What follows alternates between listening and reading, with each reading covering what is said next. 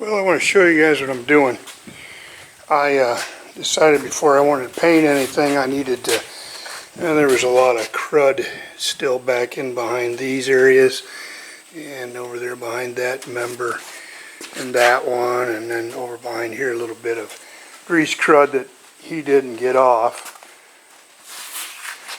And there was some spots down here that I had to take off, grease and stuff, but anyway, I scraped those and then squirted them down with some grease oil remover or whatever you want to call it.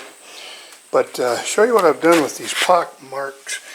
This area, I believe, is where the radiator goes. I haven't drilled those holes out yet, but if you remember my other video, they were kind of oblong. And so I filled them in with weld.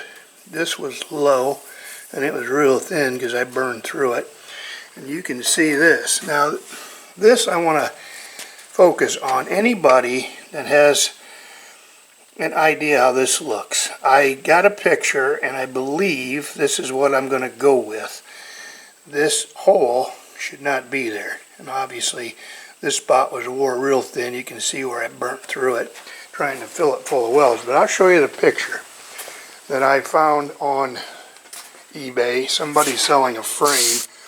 This is how it's supposed to look. You see those two big holes right there, and there should be solid plate around it, and then there's a hole here and a hole here. And this is how the bottom looks as far as I can tell. And you've got a bracket, and this is what I have. I've got this bracket here in this steel piece, and then you've got inside is a rubber insert. And these holes match up with the mounting plate on the bottom of the engine. So I believe, like this picture shows, that you run a bolt from the engine plate. See, it doesn't show you on this picture here all the engine back behind it there, but I believe there's a couple bolts that come down through which will correspond to these areas. And then you put some washers on there and some nuts, and that will secure your engine. There's like a sleeve in the middle of this. And but I'm not sure because everything was chewed up when I took it out.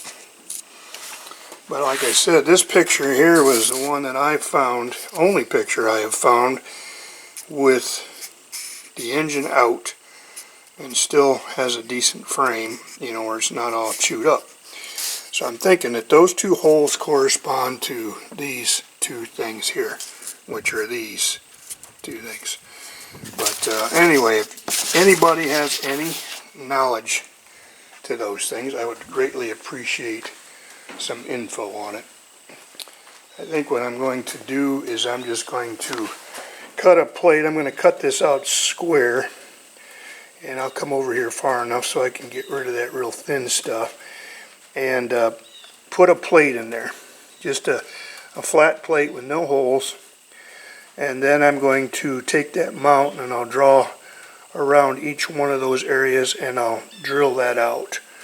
You know, I can center it up with this hole and this hole here so that I get it in the right spot, and then I can, you know, get my holes drilled properly rather than cutting the holes in the plate first and putting it in, because that just doesn't work, because it always gets, you know, a little off this way or this way.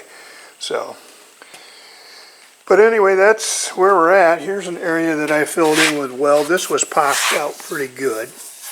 You know, kind of, you still leave a little bit. It's not 100%. I mean, you could just keep filling that with weld and grinding it until it's just perfectly smooth.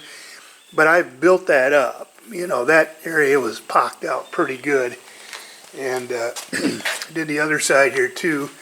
And but I left, you know, you've got marks like this and this, but I think I'm just going to leave that go because I've built it up probably a 1/16 of an inch, maybe not that much, maybe a 32nd of an inch.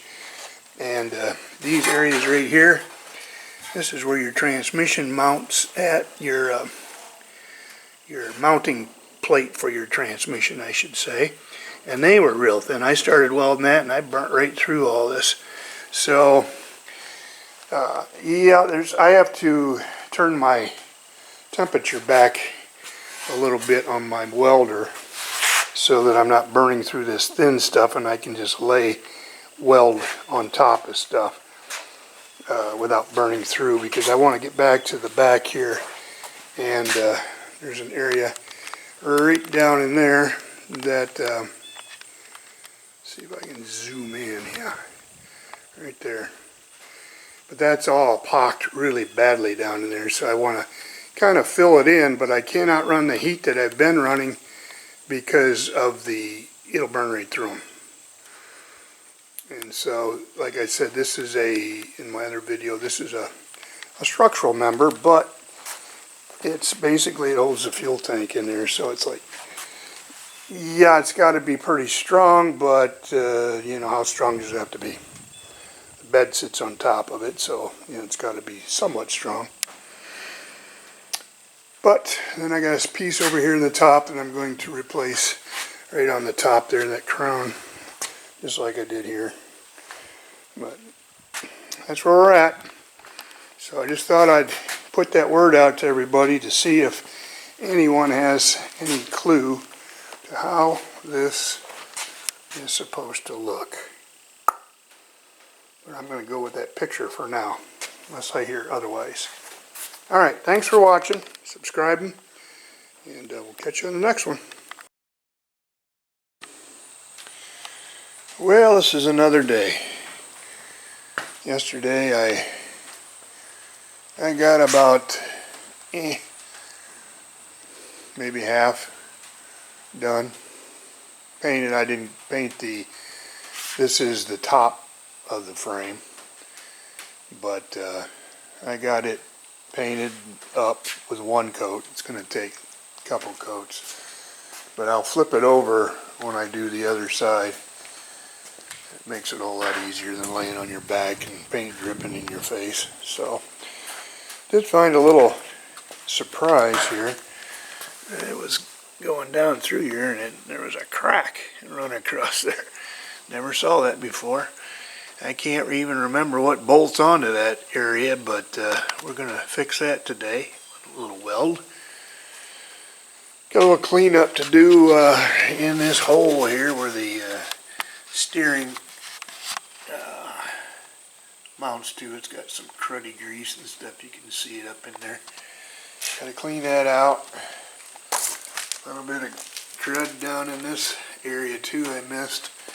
It just, the sandblaster didn't get it all. I mean, there's every little nook and cranny you just can't get, you know. So today what I'm going to do is do some welding. I'm going to pull this cross member off because it's all bolted in place. I bought some class 5 bolts and nuts, and so I replace these bolts and nuts with those. I think I'll take off this perch, and I can get behind everything and paint it that way. And this bracket here, or this cross member, I can easily get up inside here better with the paint and stuff to get it coated. So we'll do that. We'll fix up some of these pinholes, and I'll bring you back.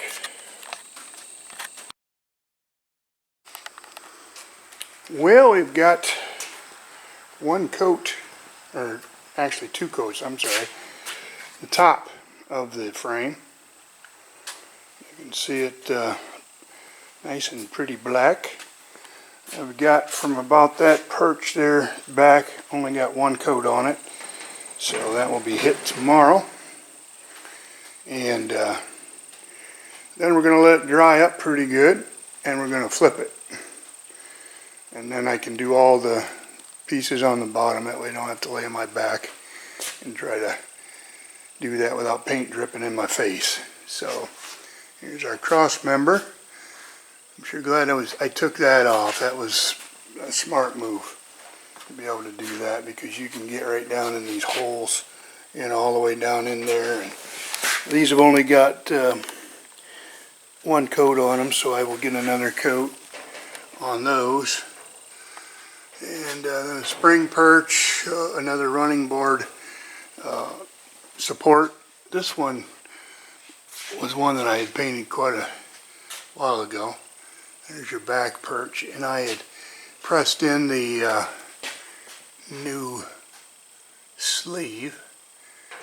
So I'm hoping that I can do that with this one. You see I got it set up. I didn't paint it because I had to heat it. I had to get her pretty hot, and I ran out of oxygen, so I've got to get some more oxygen tomorrow. But that other side I was able to take off because, you know, I had taken it out previous to do some repairs, but this side is still riveted on, so I don't know. I'm hoping that I put this piece in a vise, or on top of a vise, I should say, and got it red hot, and then I took and screwed one of those pins into it like I've got there, and proceeded to hit it with a 3-pound sled or 5-pound sled, whatever, and I was able to drive it out, and then I put it back in. The issue is, I don't know if you can see it or not. See that little gap?